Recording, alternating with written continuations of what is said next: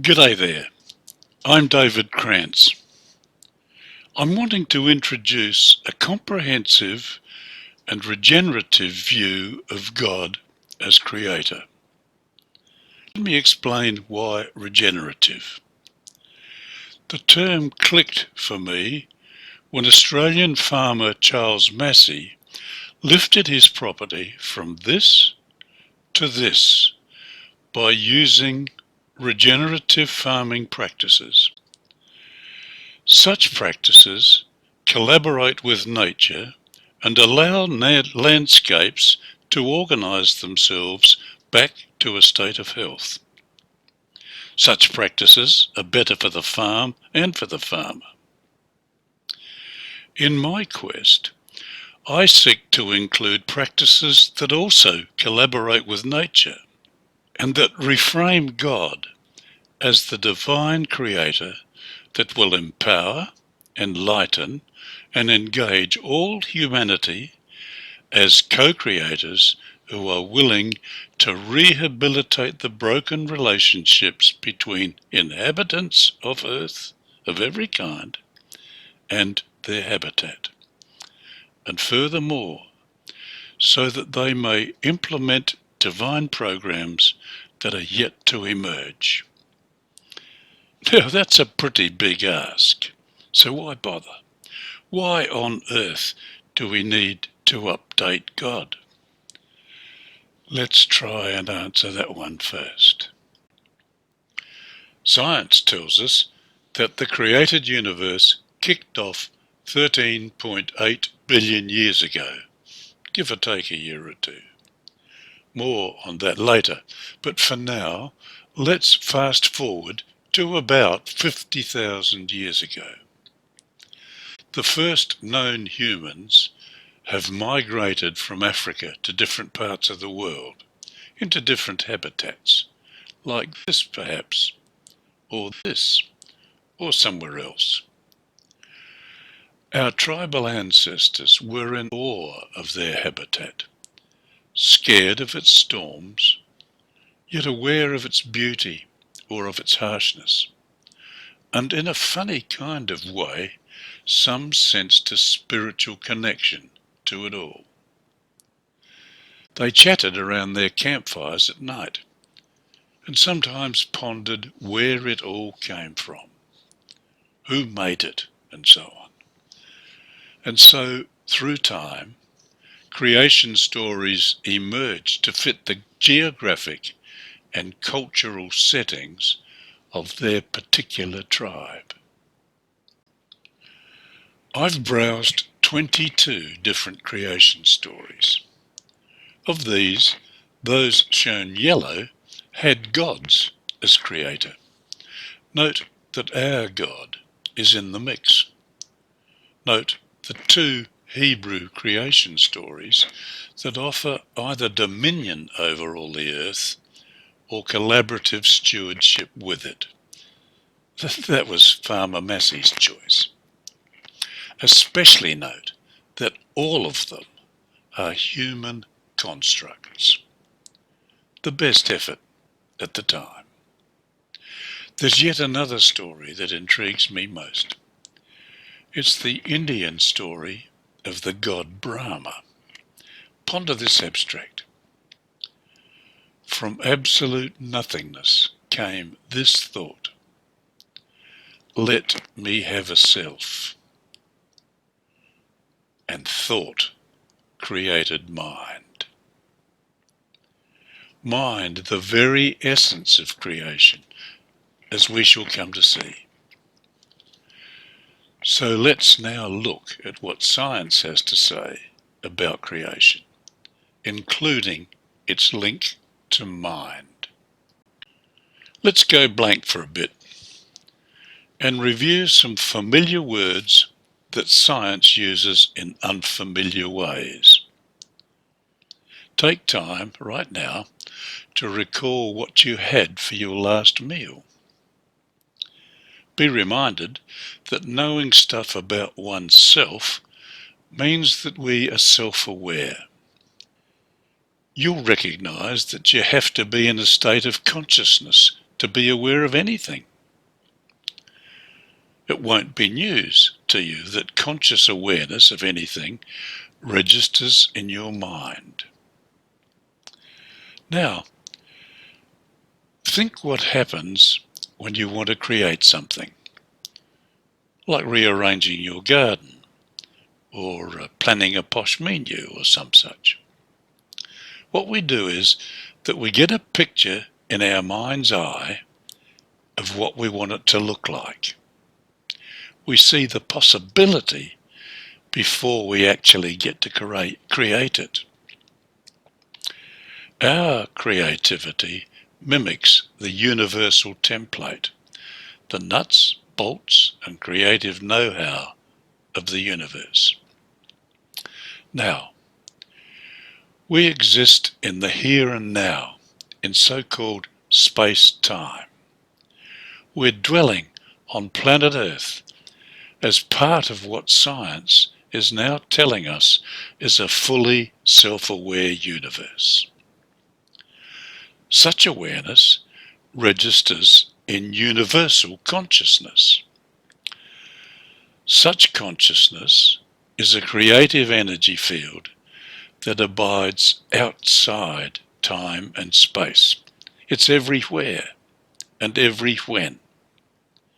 It knows all, what has been and what now is, and what is still possible. It houses all wisdom. Love is its adhesive. Love fills the universe and binds it together. And all that buzzes around in universal mind. Well, some of that might sound a bit like the God that we know. But there's more. Here's the headline. Consciousness creates everything. Everything material and everything that's non-material. This is how consciousness creates. It simply sees a possibility in its mind's eye, so to speak, and bingo, that possibility manifests as an actual thing in space-time, including each of us. How it works is still a mystery. That it works is assured. About 13.8 billion years ago, it all happened. Consciousness, conscious mind, saw the possibility of an evolving universe that through time would evolve in complexity towards ultimate perfection. The seeing made it happen, just like our veggie patch or slap-up feed. Collectively, we humans are part way through the unfolding of that divine plan that consciousness spawned. Apart from the mystics, we are only now becoming conscious of consciousness, the creative source that seamlessly links each human mind to universal mind in perpetual, borderless, seamless connection. However, for most of the time, our egos mask our awareness of such linkage. But when our minds intentionally honour our union with universal mind, we can access wisdom and mobilise love to create miracles as natural events in our mystical partnership. Pioneer researcher of the new science within consciousness, Amit Goswami, recognised the divine nature of consciousness as the actual creative ground of all being and dubbed it the mind of God. The divinity that fills the universe. It was this mind of God that attracted the attention of the creation storytellers. Different tribes viewed their particular habitat with different coloured eyes. They experienced a connection with it. They were in awe of its beauty. They were fearful of its power. They pondered its origin. Who made it? Creation stories were compiled. Only a god could be that clever, they thought. And it was so. Their gods now reflected the divinity of the Creator, mind of God, and praised its beauty and held its power. That's the purple core in my representation. The coloured woolly peripherals represent the gaps, distortions, and limitations in their construction. The nature of such imperfect gods, including our own, is still heavily debated in divided theological forums. The woolly periphery around the mind of God simply shows that there are divine mysteries that are yet to manifest. Let this graphic represent the God of the creation stories.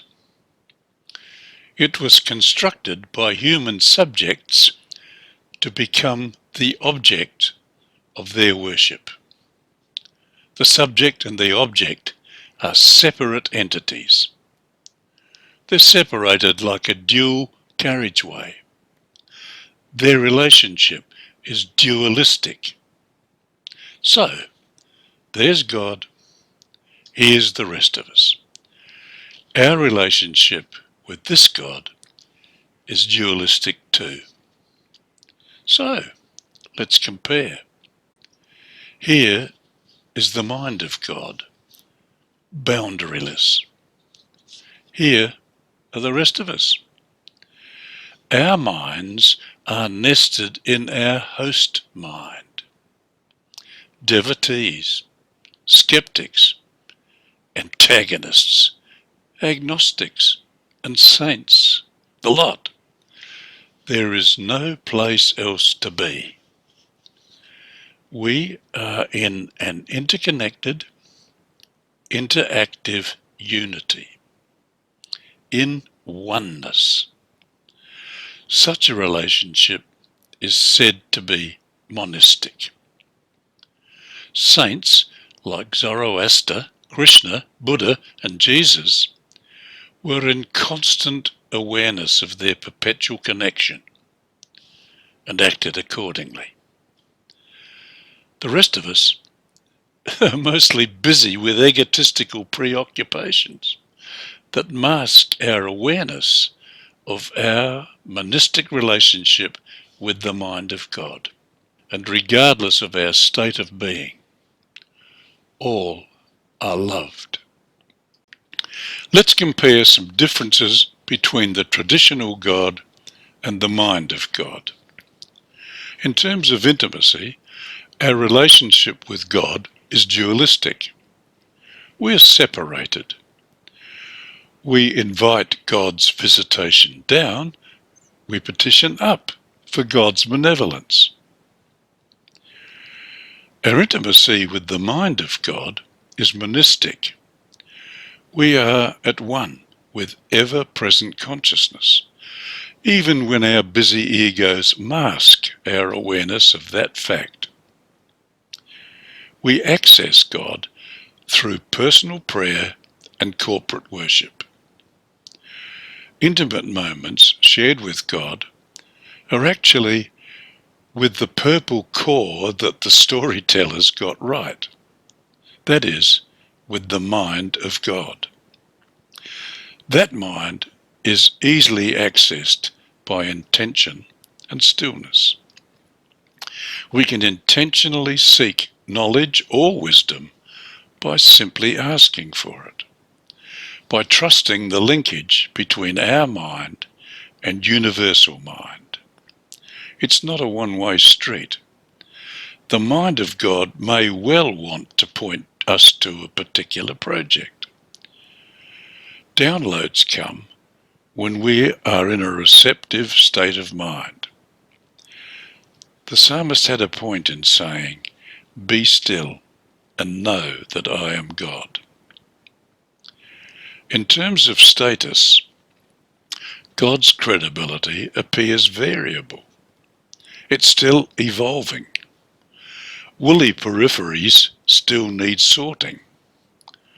Ongoing debates tend to tangle as much as they unravel. On the other hand, mind's status is enduring. It's altogether. It's complete. Its wisdom is absolute, grounded in truth. It follows that the credibility of status influences the way we interact. Factional interests foster competitive interactions. Interaction with mind is collaborative. We share the job of continuing the evolutionary thrust. We co-create. There is a constancy within the mind of God that harmonizes its integrity, whereas competitive theologies offer variable opinions that diminish the integrity of what does and what does not constitute God's will. A different mindset may well influence the outcome of any contribution that we may choose to make.